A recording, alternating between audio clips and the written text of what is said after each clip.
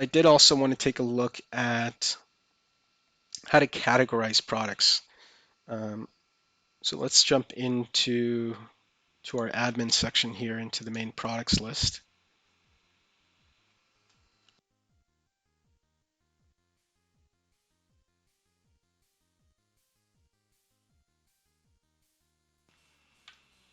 All right. So this is my list of blank products. I've got the categories here on the left-hand side. This is where I can come in to manage them. Um, Now, when you're adding products from the DecoNetwork catalogs, they're coming in with some pre-selected categories, and you do have the ability to go in and change them. Um, Oftentimes, those categories can be a bit messy. A lot of the information kind of comes from the supplier, and then we try to do our best to map that to our existing category structure. But you do sometimes end up with a lot of different categories and subcategories that can be hard to manage. So one of the things I recommend to new licensees that are coming on and wanting to have really nice, clean category structure is to start your category structure yourself based on what you want to display. So we can use an example here. Um, let's start with apparel. So even though I have an apparel category there, that's from the system, and I may not necessarily want to use that apparel category. So I'm going to create my own called apparel, and within that I'm going to add one called t-shirts and one called polos, workwear. All right, so let's start off with that for now. So I've got apparel, I've got all these different categories. Within that I might want to do based on cut. So I can do men's, women's, and youth.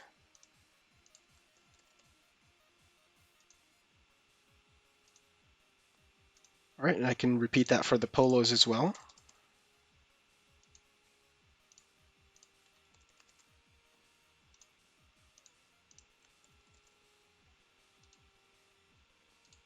All right, and then we'll do men's and women's for the workwear. All right, so let's say this is the category structure that I want for my products. All right, simple, straightforward. You can always expand it later, but this is what we're going to start with. So one of the things you can do to kind of get you started is to, let's say you kind of want to wipe out what you have existing. Um, what you might do is create a new category called uncategorized. Right? And we'll kind of put that at the top of our list here.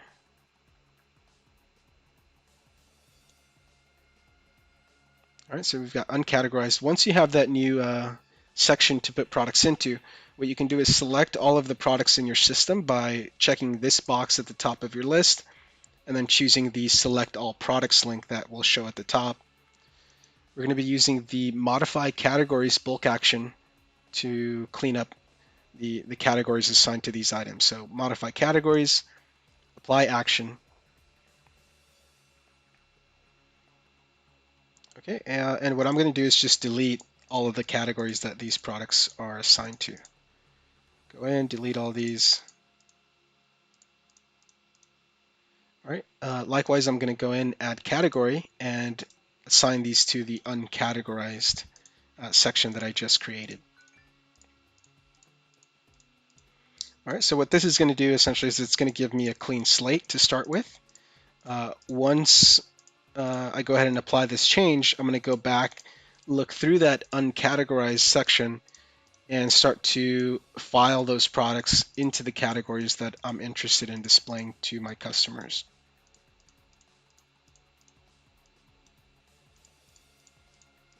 Okay, so let's go ahead and save this change.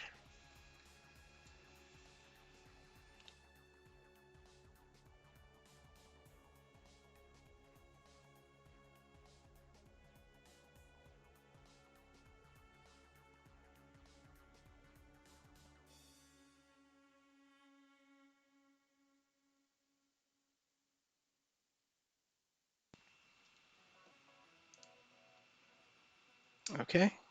So again, once we've applied that change, we can go back into an individual product. Let's say we want this SF60. We can go into the categories tab for it, and we'll move it out of the uncategorized section and now assign it to our own section. Um, Now this is a hoodie. I didn't really make a hoodies category, but let's imagine it's a t-shirt here. So we'll put it into apparel, t-shirts, and men's. Right? Something like that. Hit save.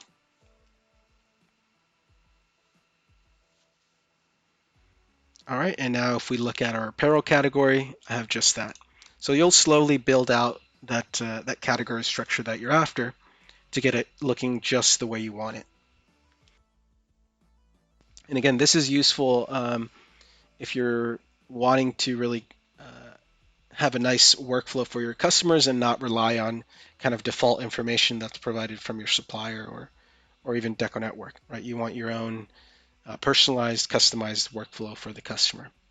So that would be my recommendation on categorizing products.